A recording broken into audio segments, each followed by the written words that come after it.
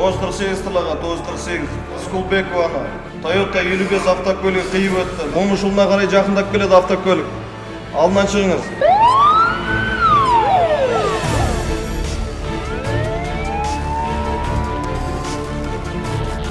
Toyota Camry бағдаршамынан өтіп оңға тоқтаңыз. Қорғау, сақтандырусыз, жалған номерлі, айыппұлдары төленбеген және іздеуде жүрген автокөліктерді анықтауға мүмкіндік беретін жүйе. Жасанды интеллект Қазақстан бойынша бірінші болып Шымкентте іске қосылды.